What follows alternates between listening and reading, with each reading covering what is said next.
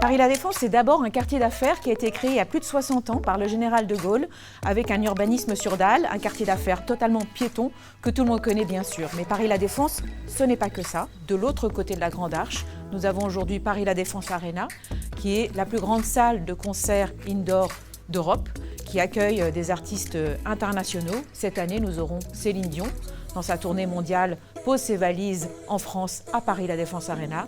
Nous aurons aussi DJ Snake ou Iron Maiden, donc une programmation très variée. Et à l'ouest de la Grande Arche, nous avons aussi des développements très importants, en particulier le quartier des Grous. C'est un nouveau quartier qui est en train de sortir de terre, qui a démarré avec en point de démarrage la construction d'une nouvelle gare pour le RER E, EOL, qui sera livrée dans 2 ans, donc c'est vraiment demain. Et autour de cette gare, des projets immobiliers qui sont en train de sortir de terre d'ores et déjà, avec en particulier le siège de Vinci, le siège monde de Vinci, qui est en train d'être construit au-dessus de la gare. Les Grous, c'est un nouveau quartier de Nanterre, mais aussi un nouveau quartier de Paris La Défense, avec 10 000 habitants, 12 000 nouveaux emplois qui viendront se poser là. En 2020, à Paris La Défense, on va bien manger. C'est déjà la première chose. En 2019, on avait livré Oxygène avec le restaurant Octopus de Rostand. Eh bien, en 2020, dans quelques semaines, nous allons livrer Table Square, un lieu de la gastronomie avec la présence de plusieurs chefs comme Anne-Sophie Pic, Olivier Belin ou Hugo Desnoyers. En 2020, nous allons également lancer le projet de valorisation du sous-dalle. Vous savez que la Défense est une construction sur dalle et sous la dalle, sous ce vaste espace piéton, il y a des volumes considérables qui sont vides, qui sont inoccupés et que nous allons transformer. C'est le projet Cathédrale dont nous allons dévoiler les premières pistes dans quelques semaines. Et puis au-dessus de la dalle, sur l'espace piéton, nous allons poursuivre le travail de végétalisation, de transformation en parc de 7 hectares de l'esplanade de la Défense. Nous allons lancer des travaux très importants de transformation de la Rose de Cherbourg à Puteaux, en accompagnement d'ailleurs de la construction de la tour de Jean Nouvel, de la tour Éclat.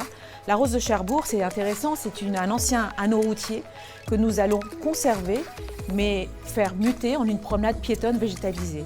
C'est une nouvelle façon aussi d'essayer de faire des aménagements en respectant l'existant, en ne cherchant pas forcément à démolir systématiquement pour refaire autre chose, dans une logique plus soucieuse du développement durable. 2020, c'est aussi une année importante en termes de livraison, avec des nouvelles tours qui vont être livrées dans les mois qui viennent. Alors nous avons juste réceptionné la tour Saint-Gobain, où les collaborateurs de Saint-Gobain vont commencer à s'installer dans leur nouveau siège. À Courbevoie, nous allons également livrer Trinity, Alto et Latitude. Côté Puteaux, 2020 va voir la livraison de Landscape. Et à Nanterre, Origine et Nouvelle Vague. Et à proximité de Nanterre Université, nous allons livrer Cœur de Quartier. C'est tout un nouveau quartier avec des commerces, des cinémas, des logements et des bureaux. Paris La Défense est le 4e quartier d'affaires le plus attractif au monde. Donc nous sommes plutôt très bien positionnés.